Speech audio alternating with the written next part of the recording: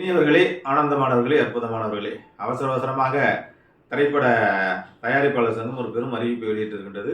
இனிமேல் தியேட்டர் வாசலில் யாரும் FDS என்று சொல்லக்கூடிய ரசிகர்கள் வெளியில் வரும்போதே அவங்கள்ட்ட படம் நல்லா இருக்கா நல்லா இல்லையா அப்படின்னு சொல்லி அதை ரிலீஸ் பண்ணக்கூடிய விஷயங்கள் அந்த யூடியூபர்ஸுக்கு பெரிய ஆப்பு வைக்கிறேங்கிற பேரில் இந்த விமர்சனங்கள் வரக்கூடாது. எத்தனையோ யூடியூபர்ஸாக சிறு சிறு தொழிலாளர்கள் மாதிரி எத்தனையோ பேர் வாழ்ந்து கொண்டு இருந்தார்கள். ஆனால் அந்த யூடியூபர்ஸ் சொல்லி தான் ரிவ்யூ பண்ணி தான் படங்கள் ஓடவில்லை.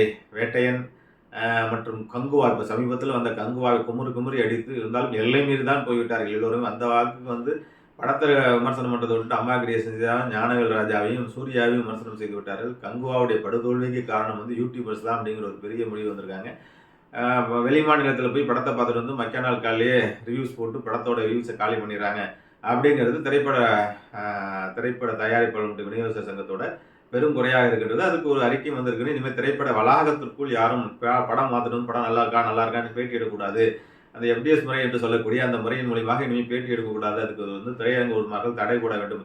இதற்கு முதல் குரல் கொடுத்தோ திருப்பூர் சுப்பிரமணியன். நல்லதுக்கெல்லாம் குரல் கொடுக்க மாட்டார், இந்த மாதிரி விஷயங்களுக்கு உடனே குரல் கொடுப்பார்.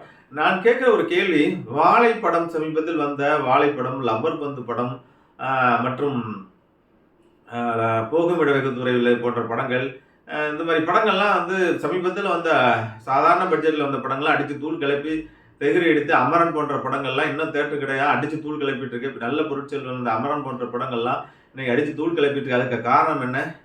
அதாவது மக்கள் யூடியூபர்ஸை பார்க்கறது ஒரு 50% தான். மற்றவர்கள் எல்லோருமே பார்த்தீங்கன்னா மவுத் டாக் என்று சொல்லக்கூடிய எல்லாரும் பார்த்து நல்லா இருக்கணும், படம் நல்லா இருந்தால் ஓட போகுது.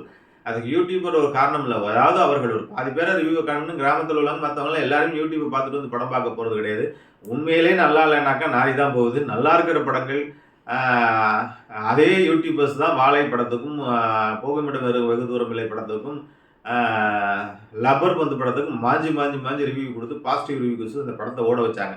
அதாவது எந்த யூடியூபர்ஸ் படத்தை ஓட வைக்கலன்னா பெரும் யூடியூபர்ஸ் எல்லாம் பல படங்களில் தேட்டரில் லப்பர் பந்து படங்கள்லாம் பார்த்தீங்கன்னா வெளியில் என்னன்னு தெரியாததுக்கு முன்னாடியே அந்த யூடியூபர்ஸ் யூடியூபர்ஸில் கொடுத்த விஷயங்களை வச்சு தான் லப்பர் பந்து படம் போன்ற படங்கள்லாம் பெரிய ஹிட் ஆனதுக்கு அமரன் போன்ற படங்கள்லாம் வெகுஜன மக்களிடம் கொண்டு போய் சேர்த்தது யூடியூபர்ஸ் தான். பாசிட்டிவாக யூடியூபர்ஸ் பேசும்போது வேணுங்கிறது இவங்க சரக்கே இல்லாமல் படத்தை மார்க்கெட்டிங் பண்ணி மக்களை ஒன்றா தேட்டரில் உட்கார வச்சு அவங்க எல்லாம் மடையர்களாக நினைச்சு விடுவோம் அப்படின்னு நினைக்கிற சூழ்நிலைகள் தான் இவ்வளோ பெரிய சூழ்நிலைகள் வருகின்றது.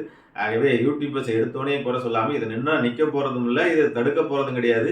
நீங்கள் எவ்வளோ தான் வச்சாலும் 1 கிலோமீட்டர் 2 கிலோமீட்டர்னு நீங்கள் பாதுகாப்பு போட போகிறதும் இல்லை. அந்த யூடியூபர்ஸ் தொடர்ந்து அந்த வேலையை செஞ்சுட்டு தான் இருக்க போகிறாங்க. ஆகவே நீங்கள் நல்ல படம் எடுங்க, நல்ல கதை எடுங்க, அதுக்கு என்ன விஷயங்கள் பண்ணுறீங்களோ, லோ பட்ஜெட் படங்களில் நல்ல அற்புதமான படங்கள் எவ்வளோ கொண்டு இருக்கு, அதுக்கு முக்கியத்துவம் கொடுத்து அதுக்கு உற்சாகம் கொடுத்து அதை வெற்றி பெற அடைகிறதுக்கான வேலைகளை செய்யுங்கள் ஒழிஞ்சு இது மாதிரி வேலைகளை செய்ய வேண்டாம் என்பதை செய்தியாக சொல்லிக்கொண்டு, ஆகவே நீங்கள் போடுற அறிக்கையாக மட்டும்தான் இருக்கும், அது செயல்வடிவு பெறாது என்பதை இந்த செய்தியாக சொல்லிக்கொண்டு உங்களுக்கு விடைபெறுகின்ற நண்பர்களே, வாழ்த்துக்கள், வாழ்க நலம், வாழிய வல்லான்.